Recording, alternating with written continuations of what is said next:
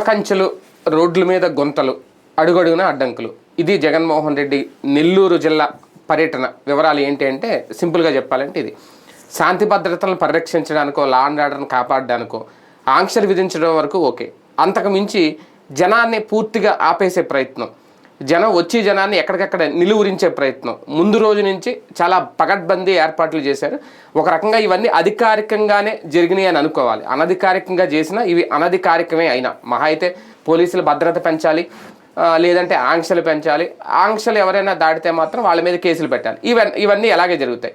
వీటితో పాటు తెర వెనక జరిగినాయి అనుకోవాలి. అనధికారికంగా జరిగినాయా, రాజకీయంగా జరిగినాయా. ప్రస్తుతం నెల్లూరు జిల్లా పర్యటన చూస్తే జగన్మోహన్ రెడ్డి గారు ఇంకా భవిష్యత్తులో ఏ పర్యటన చేయాలన్నా ఇక వాళ్ళు ఎంత ప్రిపేర్డ్గా ఉంటున్నారు, ప్రభుత్వం ఎంత ప్రిపేర్డ్గా ఉంటుంది అనడానికి ఇది ఒక నిదర్శనంగా తీసుకోవాలేమో. ఏం జరగబోతుంది ముందు ఇలాగే ఊరుకుంటే. ఇదే అంశం మీద చర్చించే ప్రయత్నం చేద్దాం. సార్, వాస్తవానికి శాంతి భద్రతలను పరిరక్షించడానికే రోడ్లు గుంతలు తీసేసి ఎక్కడికక్కడ ముళ్ళకంచెలు వేసేసి వాళ్ళు అక్కడికే ఏదో దారిలో ఆయన కలుసుకోవడానికి వచ్చే ప్రయత్నం చేస్తే అక్కడ కూడా అడ్డుకోవడానికి, ఇవన్నీ లా అండ్ ఆర్డర్ కాపాడడానికి రాజకీయంగా తీసుకున్న అనధికారిక నిర్ణయాలు. ఇక్కడ రాష్ట్రంలో డెమోక్రసీ అనేటటువంటిది ఉందా లేదా, ఎమర్జెన్సీ అన్న పెట్టారా ఏంటనేది వాళ్ళు సమాధానం చెప్పాలి. ఎందుకంటే సాధారణంగా ఒక రాజకీయ పార్టీకి సంబంధించిన నాయకుడు కార్యక్రమానికి వెళ్తున్నప్పుడు just it is a intimation, అంతే. నేను అక్కడికి వస్తున్నానండి అని చెప్పడం. అది కూడా చెప్పకుండా వెళ్ళిపోతే ఎవడ ఆపేది లేదు. ఎందుకంటే ఒక పౌరుడు ఎక్కడికైనా పోవచ్చు. కాబట్టి అతను వచ్చినప్పుడు ఆ చుట్టుపక్కల జనం అది వస్తారు కాబట్టి అది ఇబ్బంది అవుతుంది మీకు. కాబట్టి అది నా బాధ్యత కాదు. నేను చోటుకి వెళ్తున్నాను, నన్ను చూడడానికి 100 మంది వచ్చారంటే దానివల్ల నీ ట్రాఫిక్ ఇబ్బంది అవుతుంది కాబట్టి నీకు లా అండ్ ఆర్డర్ ప్రాబ్లం అవుతుందేమో అన్న ఉద్దేశంతో నేను నీకు సమాచారం అందిస్తున్నా. వ్యక్తిగా నాకు భావ ప్రకటన స్వాతంత్ర హక్కు ఉంది, నాకు జీవించే హక్కు ఉంది, నేను తిరిగే హక్కు ఉంది. ఈ హక్కులకు భంగం కలిగించాలంటే నువ్వు దానికి ఒక విధానం ఫాలో అవ్వాలి. ఎట్లాగా, నా వలన అశాంతి అభద్రత పెరిగిపోతుందని, నేను తీవ్రవాదినన్ను, నేను నక్సలైట్ని, నేను చేయడానికి వీల్లేదని చెప్పేసి రాజ్యాంగ విరుద్ధమైన పనులు చేస్తున్నాను, నువ్వు ఏదన్నా నిషేధ ఉత్తర్వులు ఇవ్వాలి. లేదా ఆ నిషేధ ఉత్తర్వుని నువ్వు కోర్టులోనైనా ప్రొడ్యూస్ చేసి చేయాలి. ఇప్పుడు జగనేమి తీవ్రవాది కాదు, లేకపోతే ఉన్మాది కాదు. లేదా కొన్ని సందర్భాల్లో పోలీసులు అట్లాంటి యాక్షన్ తీసుకోవడానికి అవకాశం ఉంది. ఎట్లాంటి సందర్భాలు, లైక్ బందులు, ధర్నాలు జరుగుతున్నాయి. అట్లాంటి సందర్భంలో ఈయన పర్యటన పెట్టుకుంటే దానివలన అక్కడ ఇక్కడ కంట్రోల్ చేయడం కష్టం కాబట్టి మేము నీకు భద్రత ఇవ్వలేము అని చెప్పచ్చు.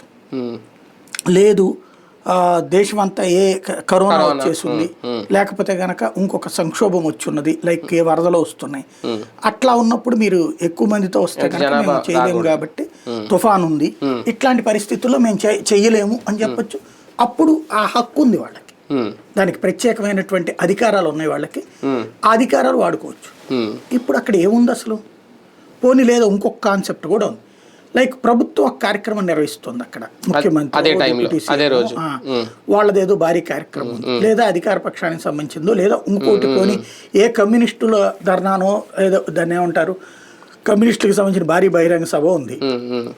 వాళ్ళు ఆ పనిలో మేము ఎక్కువ ఉండాలి కాబట్టి మేము రాలేము, మేము నీకు కల్పించలేము, ఇవి కూడా చెప్పచ్చు. అంటే అలా ఉంటే అసలు ముందు అనుమతి ఇవ్వరు కదా. అదే అనేది, ఇవి ఏదైనా చెప్పచ్చు. ఇంకో రోజు పర్యటన చేసుకోండి అంటారు.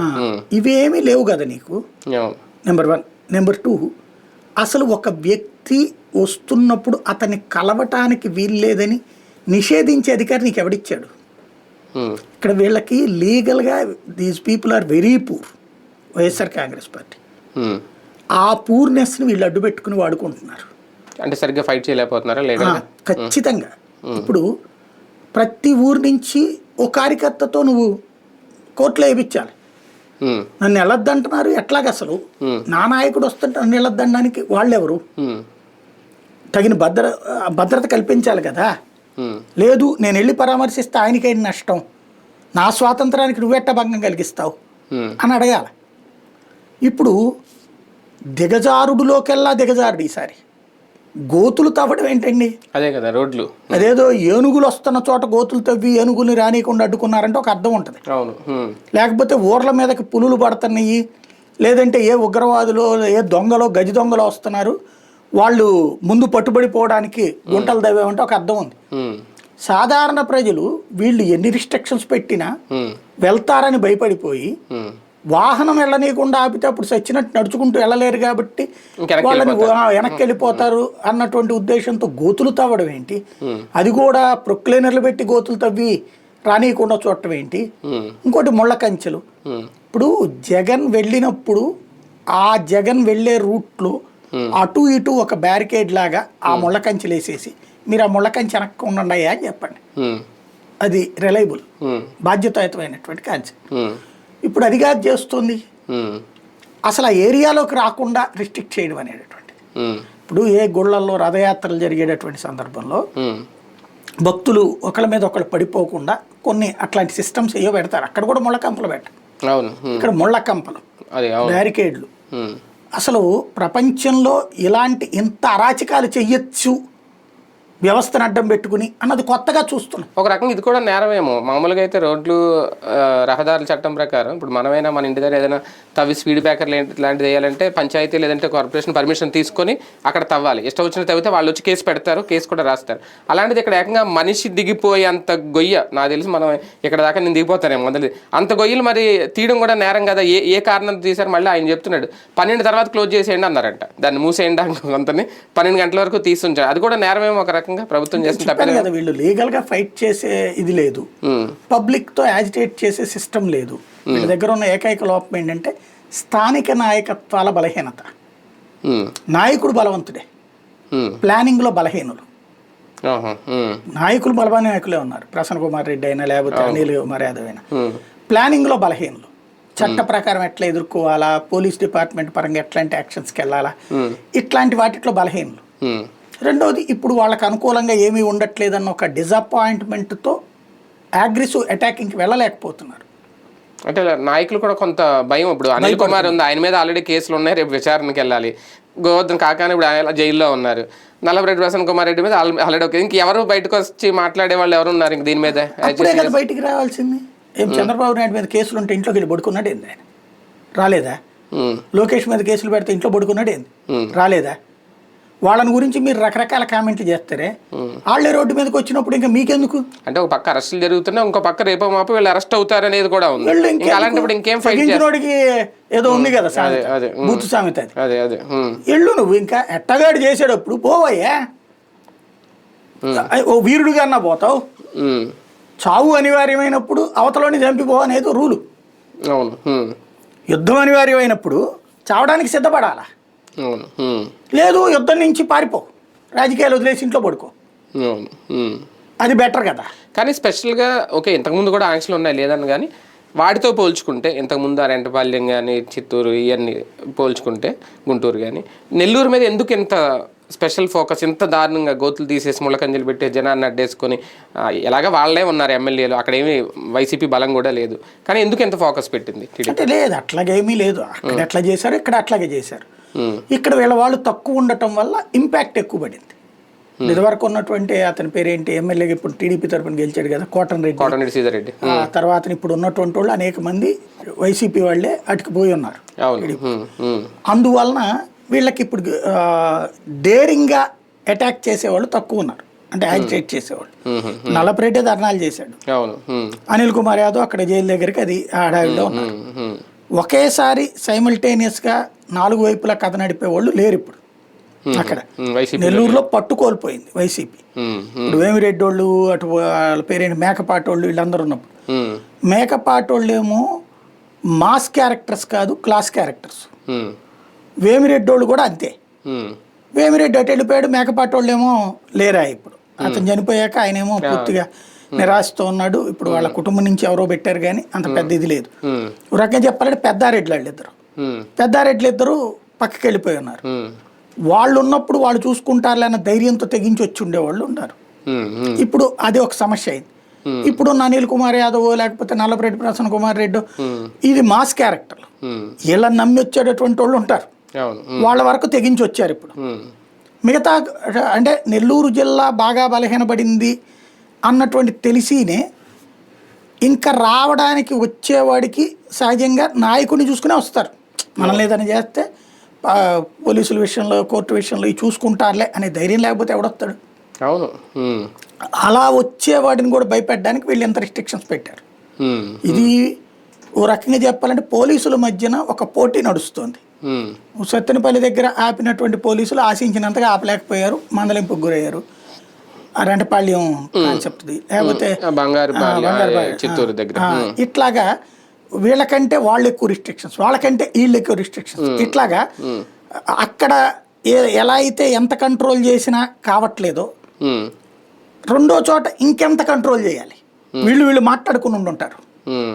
ఇప్పుడు ఇందులో ఇక్కడ ఎస్పీ గారు తెలివైనటువంటి అనమాట. ఎంత ఆపినా వీళ్ళు వచ్చేస్తారు కాబట్టి గోతులు తవ్వితే వాహనం రావడానికి లేకపోతే లేదు కదా. ఇప్పుడు చివరికి అక్కడ ఏదో చెత్త కుండీల్లో నుంచి కూడా వచ్చారు జనం. వస్తున్నారు అంటే ఎంతవరకు ఆపగలిగారంటే 60-70% ఆపేసినట్టే కదా. ఇప్పుడు ఇది జరిగింది కాబట్టి రేపు పొద్దున్న జగన్ ఎక్కడికైనా వెళ్తుంటే గుంటలు తవ్వుతారు అనుకుంటా ఇక అంతే. ఇప్పుడు మేము ఒకసారి నల్లమల ఫారెస్ట్లో చిక్కుకుపోయాం. నల్లమల ఫారెస్ట్ ఆయన అతను నక్సలైట్ నాయకుడు మాధవ్ చనిపోయాడు కదా. ఆ ఎన్కౌంటర్ జరిగినప్పుడు పోలీసులు మాకేం చెప్పారంటే ఇక్కడి నుంచి 1 గంటన్నర దూరంలో ఉన్నది శవాలు, మీరు విజువల్ తీసుకోవచ్చు, వచ్చేయచ్చు అన్నారు. మేము వాళ్ళతో పాటు లారీలో వెళ్ళాం. లోపలికి వెళ్ళేటికి 5 గంటలు పట్టింది. ఏంటంటే వాళ్ళు మమ్మల్ని షెల్టర్గా వాడుకోవడానికి, మాధవ్ అంటే రాష్ట్ర అధ్యక్షుడు, అతనే చనిపోయాడంటే పోలీసు వాళ్ళ మీద అటాక్ చేస్తారు మావోయిస్టులు. అటాక్ చేయకుండా ప్రెస్ ఉందంటే కనుక ఏం చేయరు కదా. అందుకని మమ్మల్ని నుంచోబెట్టి వాళ్ళ కింద కూర్చున్నారు లారీలో.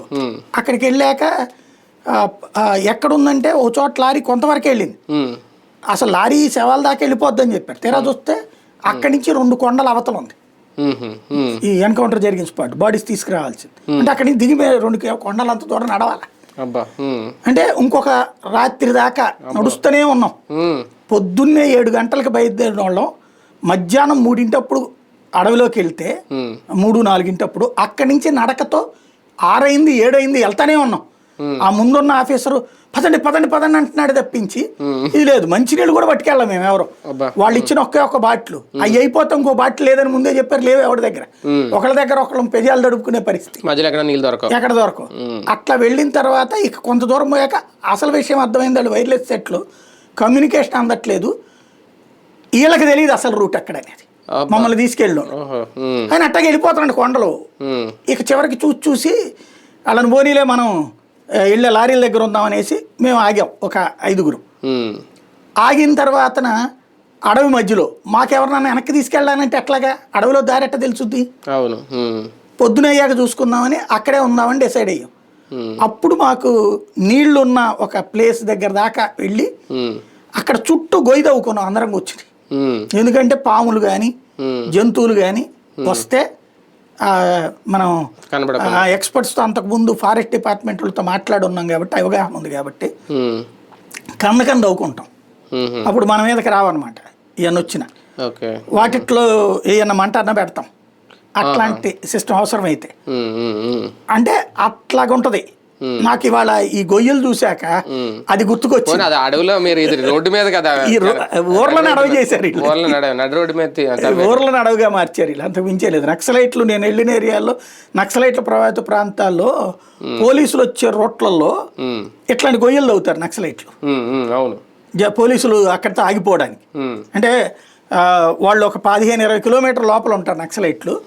వీళ్ళ వెహికల్ ఆగిపోవడానికి పోలీసులు ఆ రూట్లో రానియకుండా తవ్వేసి ఉంచుతారు, కందకాలు తవ్వేసి ఉంచుతారు. ఎందుకంటే వాళ్ళు నడుస్తూనే తిరుగుతారు, వీళ్ళు వెహికల్ లేకపోతే ఎక్కువసేపు నడవలేరు పోలీసులు. దాన్ని అడ్డు పెట్టి చేసేవాళ్ళు. కానీ ఇక్కడ జనాన్ని కంట్రోల్ చెయ్యాలి అని అనుకోవడం ఒక కక్షపూరిత రాజకీయం అనేది స్పష్టంగా కనిపిస్తుంది, కాదు అని అనలేము అక్కడ. అదే నేపథ్యంలో జగన్ పర్యటనకి ఇప్పుడు జనం వస్తే ఆ జనాన్ని రాకుండా ఆపాల్సినంత అవసరం ఏముంది?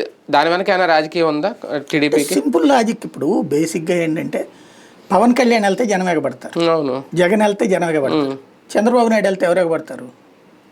వాళ్ళ కార్యకర్తలు. అదేంటంటే దాన్ని ఏమంటామంటే ఇది సంప్రదాయ పార్టీ వాళ్ళది. ఎగబడి వేళలు వేయడానికో బాబు గారు తొడగొట్టండి ఇట్టా గనేవాడు ఎవడన్నా ఉంటాడా? ఈయన మాస్గా చూడరు, ఇదంతా క్లాసు. కార్యకర్తలు వచ్చి నమస్తే సార్ లేకపోతే జిందాబాద్ బాబు ఇట్లాంటివే ఉంటాయి. ప్రాణాలు తెగించేసి రావడాలు, కొట్టేసుకునే అంతటి టెంపర్మెంట్ ఉన్నోళ్ళు తక్కువ. ఈ మధ్యన అట్లా సృష్టించే ప్రయత్నం చేస్తున్నారు వీళ్ళు కూడా తయారు చేయడానికి. లేకపోతే చంద్రబాబు గారిని అరెస్ట్ చేసి ఇక్కడ దాకా తీసుకొస్తే దారిలో ఎంతమంది వచ్చారని ఆయన ప్రశాంతంగా వచ్చారు, రోడ్డు మీద ఎక్కడ ట్రాఫిక్ జామ్ అవ్వలేదు. అది ఒక చిలకలూరుపేట దగ్గర అనుకుంటా, అది కూడా 50 మంది 100 మంది కాజా టోల్ గేట్ దగ్గర కొంతమంది వచ్చినట్టున్నారు. అలాగే వెహికల్ అయితే ఎక్కడ ఆగలేదు. అంటే జనం ఎగబడి రోడ్డు మీద నుంచున్నది కూడా లేరు. లేదు అదే అంటే వాళ్ళకు ఉన్నటువంటి ఇదేంటంటే, అలాగని ఓట్లు తక్కువ, ఓట్లు 30-40% ఉన్నాయి కదా వాళ్ళకి కూడా. ఓట్లు తక్కువ కాదు, ఎగబడే వాళ్ళు తక్కువ. ఇప్పుడు జగన్ పని అయిపోయింది ఓడిపోయాక అనేటటువంటి చెప్పాలని వీళ్ళు అనుకుంటున్నారు.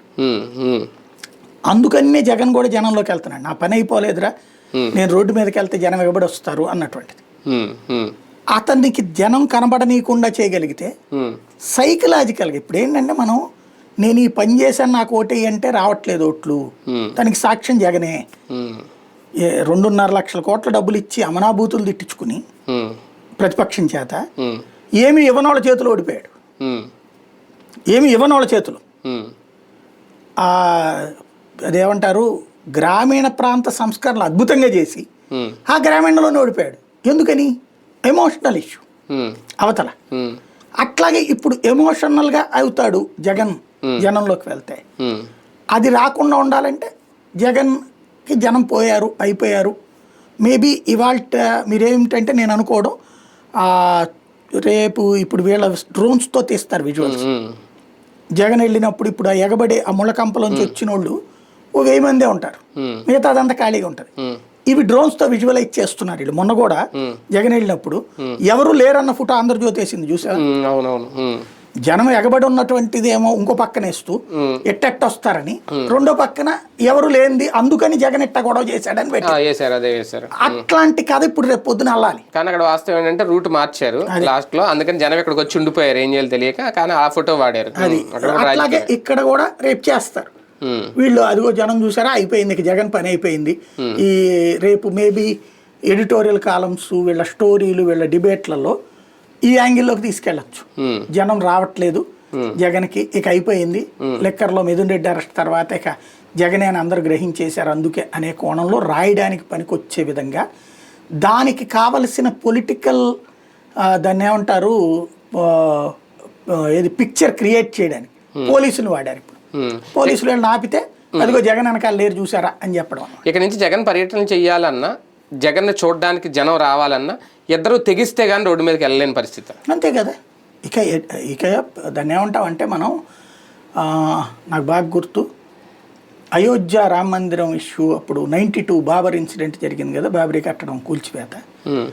ఆ టైంలో పోలీసులు దేశవ్యాప్తంగా దీని మీద బ్యాన్ పెట్టున్నారు. ఎక్కడికక్కడ అరెస్టులు చేసేవాళ్ళు. ఎవరనేది తెలియదు, జెండా పట్టుకుని వెళ్తాయి కదా అది. అప్పుడు మారు వేషాలు ఏం అక్కర్లా, సాధారణ ప్రజలు కదా, బెజవాడ నుంచి వెళ్ళిన వాళ్ళు, గుంటూరు నుంచి వెళ్ళిన వాళ్ళని నేను ప్రత్యక్షంగా చూసా. ఎట్లాగా మామూలుగా ప్రయాణికులుగా ఇది పెట్టేసుకుని, మన దాన్ని ఏమంటారు ఎనపెట్టెలు లేకపోతే మన సంచీలు వేసుకుని వెళ్ళిపోయారు చాలామంది. మామూలు పల్లెటూరి వాళ్ళలాగా గోతాలు కూడా పెట్టుకుని వెళ్ళిపోయారు. అంటే వీళ్ళ బట్టలు ఇవన్నీ ఆ గోతం లోపల అడుగుని పెట్టేసి, ఈ గోనె సంచులు లాంటివి ఉంటాయి చూడండి మన క్యారీ జూట్ బ్యాగ్స్, అవి పెట్టుకుని వెళ్తుంటే పోలీసులు చెక్ చేస్తారు. ఇయే కదా ఉండేది, ఏముంటుంది. అక్కడికి వెళ్ళిన తర్వాత ఎక్కడికి వెళ్తున్నారంటే హైదరాబాద్ తర్వాత ఇంకోటి, అట్లా వెళ్ళి అక్కడికి చివరికి కోట్ల మంది చేరారు. అప్పుడే కదా ఇన్సిడెంట్. అంటే రిస్ట్రిక్షన్ చెయ్యడం ప్రారంభించినప్పుడు అవతలలో తెగింపు ఉందంటే అది డిఫరెంట్. ఆ తెగింపు ఉందా లేదా అన్నది తేలిపోతుంది. ఇప్పుడు వైసీపీ వాడు మిగలాలా లేదా, వైసీపీ అంటే ఇక వేస్ట్ అనుకుని వెళ్ళిపోవాలా లేదా తెగించి రావాలా, తెగించి రాకుండా తెలుగుదేశం వాళ్ళతో కలిసిపోవాలా, లేకపోతే మనకెందుకులే ఈ రాజకీయం అని ఊళ్ళో పక్కకెళ్ళి కూర్చుండిపోవడం, మన వ్యాపారం మన ఇదేదో చేసుకుందామని. ఇక తేల్చుకోవాల్సిన సందర్భాన్ని వీళ్ళు క్రియేట్ చేశారు అంతే. అంటే జగన్ కూడా తెలుసుకోవాలి. ఇప్పుడు జగన్ ఇంకా తేల్చుకునేది ఏముంది, జనం రావట్లేదు అనుకోండి, రాజకీయాలు మానేసుకుని ఇంటికి వెళ్ళి పడుకోవడమే. పర్యటనకు సంబంధించి జనం రాకుండా అయితే ఉండరు. ఇంక ఇలా రిస్ట్రిక్షన్స్ ఉంటాయి, ఇలా రూల్స్ ఉంటాయి, వైసీపీ నాయకులను, వైసీపీ అభిమానుల కార్యకర్తలు ఇలాగ ఏదో రకంగా ఇబ్బంది పెడతారు అని తెలిసినప్పుడు జగన్ పర్యటనకు వెళ్ళాలా, ఆగిపోవాలా, అయినా పర్లేదు వచ్చేవాళ్ళు వస్తారని చెప్పి తెగించి వెళ్ళాలా. నేను తెలివైనోడైతే ఇప్పుడు అక్కడ ఆపుతున్నారు, నడుచుకుంటూ బయలుదేరు. అది నడుచుకుంటూ బయలుదేరి అంతే సింపుల్. ఉమ్, ఉమ్, ఇక్కడి నుంచి అప్పుడు ఆల్టర్నేటివ్ మెకానిజం మధ్యన రేవంత్ రెడ్డి కేసీఆర్ టైంలో రిస్ట్రిక్షన్స్ పెడితే రేపు పొద్దున్న రేవంత్ రెడ్డి దాంట్లోకి వెళ్తాడు ఉస్మానియా యూనివర్సిటీలో అని మొత్తం చుట్టూతా బంధించేశారు అంతా, ముళ్ళ కంపలు గిళ్ళ కంపలు అన్నేసి. రేవంత్ రెడ్డి ముందు రోజు నైట్ వెళ్ళి లోపల పడుకున్నాడు, కరెక్ట్ టైంకి బయటకు వచ్చాడు. అట్లాంటి అంటే ఇక ఆ టైపు రాజకీయాలు చేయాలి జగన్. చాటుగా వెళ్ళటం, టైంకి రోడ్డు మీదకి వచ్చి ఒక్కసారిగా హల్చల్ చేయడం, అట్లాంటివి 2 జరిగినాయి అనుకోండి, ఇష్యూ డిఫరెంట్ అయిపోతుంది. అంటే జగన్ రూట్ మార్చుకోవాలి, పర్యటనల రూట్ మార్చుకోవాలి. దాన్ని ఏమంటారు, విప్లవ యోధుడిలాగా తయారవ్వాలి. అలా తయారు కాకుండా అక్కడ ఉన్న నాయకులందరూ చచ్చి చెడైనా సరే జనాలందరినీ పోగేయాల్సింది, నేను అప్పుడు వెళ్తాను, లేకపోతే జనం అందరూ అక్కడికి వస్తే నేను వెళ్తాను అనుకున్నాడు అనుకుంటే రాజకీయాలకి వదిలేసుకోవడం ఇంకా అక్కడ. అంటే ల్యాండ్ ఆర్డర్ కంట్రోల్ చేయాలంటే తప్పదు ఈ నిర్ణయాలు అని ఏమన్నా ప్రభుత్వం రేపు పొద్దున కోర్టుకు చెప్తుంది. అతను అట్లా వెళ్తే తప్పించి చెప్పడానికి ఏం లేదు. రైట్, చూద్దాం. నెల్లూరు టూర్ మీద అయితే ఉత్కంఠ బాగా పెరిగిపోయింది. ఒక రకంగా పెరిగిపోయింది అనే కంటే పెంచేశారు, అది కూడా ప్రభుత్వమే పెంచేసింది. ఎందుకంటే జగన్ కోసం వచ్చే కార్యకర్తల్ని, ప్రజల్ని, అభిమానుల్ని అడ్డుకునే ప్రయత్నం అయితే చాలా గట్టిగా చేశారు. ఆంక్షలు విధించారు మరో పక్క అడ్డంకులు కూడా సృష్టించారు. ఇది ప్రజాస్వామ్యంలో ఎంతవరకు కరెక్ట్ అనేది ప్రజలు ఆలోచించుకోవాలి. నెక్స్ట్ నుంచి ఇక నెల్లూరు అనే కాదు, ఇంకా మిగిలిన పర్యటనలు జగన్మోహన్ రెడ్డి గారు చేసేటప్పుడు ఎలా ఉంటుంది అనేది ఇప్పటి నుంచే ఇది చూస్తే అర్థమవుద్దేమో ఆయన నెక్స్ట్ స్టెప్ ఎలా ఉంటుందనే చూడాలి.